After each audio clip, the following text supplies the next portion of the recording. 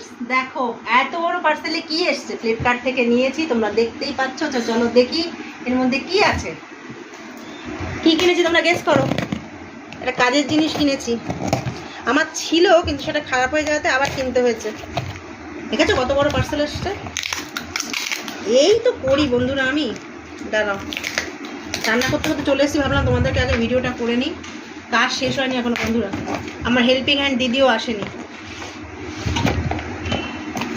দেখো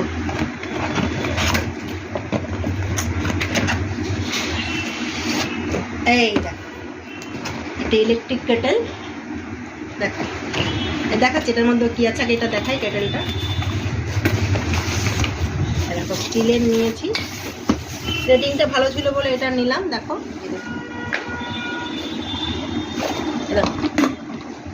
ক্যাপাসিটিটাও ভালো আছে।